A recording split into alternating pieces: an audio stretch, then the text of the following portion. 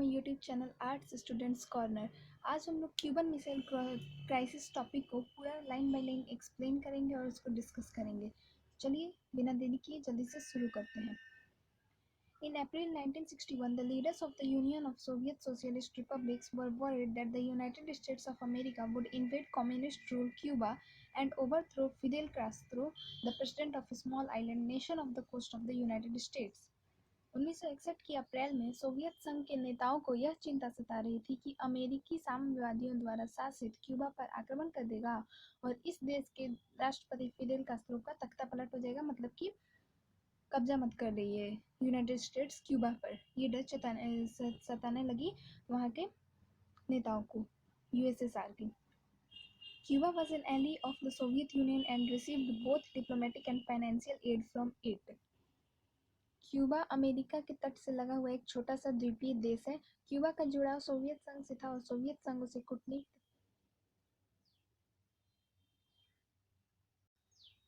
Soviet संघ उसे कूटनीतिक तथा वित्तीय सहायता देता था। Nikita Khrushchev, the leader of the Soviet Union, decided to convert Cuba into a Russian base. In 1962, he placed nuclear missiles in Cuba. Soviet संघ के नेता निकिता क्रुश्चेव ने क्यूबा को रूस सैनिक अड्डे के रूप में बदलने का फैसला किया। 1962 में क्रुश्चेव ने क्यूबा में परमाणु मिसाइलें तैनात कर दी। The installation of these weapons put the US for the first time under fire from close range and nearly doubled the number of bases or cities in the American mainland which could be threatened by the USSR.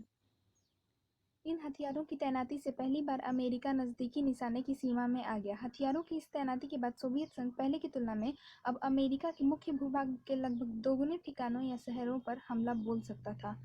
3 weeks after the Soviet Union had placed nuclear weapons in Cuba, the Americans became aware of it. Cuba में Soviet संघ द्वारा परमाणु हथियार तैनात करने की भनक अमेरिकियों को 3 हफ्ते बाद लगी। The US President John F. Kennedy and his advisors were reluctant to do anything that might lead to a full-scale nuclear war between the two countries, but they were determined to get Khrushchev to remove the missiles and nuclear weapons from Cuba. अमेरिकी राष्ट्रपति John F Kennedy और उनके सलाहकार ऐसा कुछ भी करने से हिचकिचा रहे थे जिससे दोनों देशों के बीच परमाणु युद्ध शुरू हो जाए, लेकिन वे इस बात को लेकर दृढ़ थे कि क्रुश्चेव क्यूबा से मिसाइलों और परमाणु हथियारों को हटा लें। Kennedy ordered American warships to intercept in any Soviet ships heading to Cuba as a way of warning the USSR of its seriousness.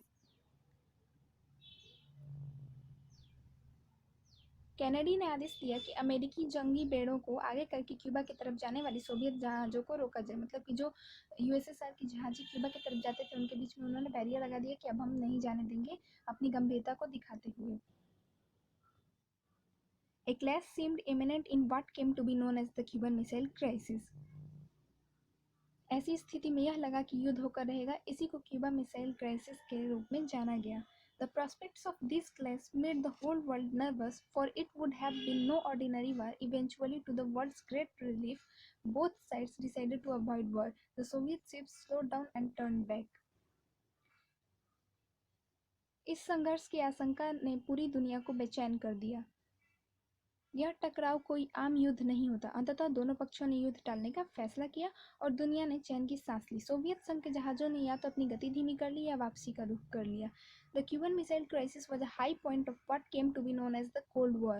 The Cold War referred to the competition, the tensions, and a series of confrontations between the United States and Soviet Union backed by their respective allies.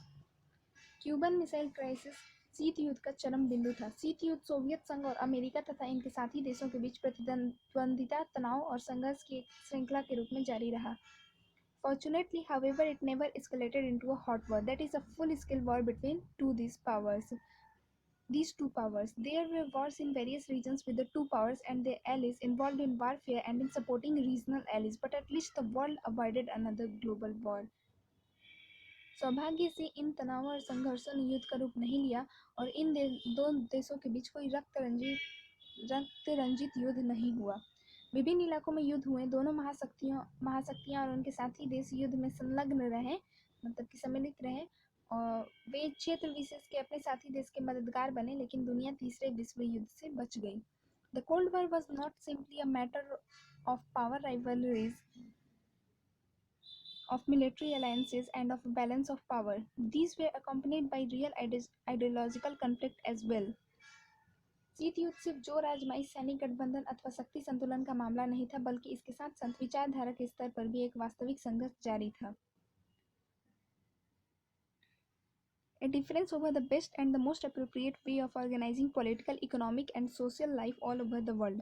The Western Alliance, headed by the US, represented the ideology of liberalism, democracy, and capitalism, while the Eastern Alliance, headed by the Soviet Union, was committed to the ideology of socialism and communism. विचारधारा की ये लड़ाई actually विचारधारा की लड़ाई इस बात को लेकर थी कि पूरे विश्व में राजनीतिक, आर्थिक और सामाजिक जीवन को सूत्रबद्ध करने का सबसे बेहतर सिद्धांत आखिर कौन सा है। पश्चिमी गठबंधन यानी कि यूएसए जो हेड कर रहा था वो अपना आइडियोलॉजी रिप्रेजेंट करता था कि कैपिटलिज्म का, और जो सोवियत यूनियन था वो आइडियोलॉजी रिप्रेजेंट करता था सोशलिज्म एंड कम्युनिज्म का। तो यही दिया गया है इसमें, और ये कंप्लीट होता है हम लोग का क्यूबन मिसाइल क्राइसिस का टॉपिक। उम्मीद है आप लोग को समझ आया होगा। अगर अच्छा लगा होगा तो लाइक कर दीजिएगा, शेयर कर दीजिएगा, सब्सक्राइब कर दीजिएगा। Thank you for watching the video.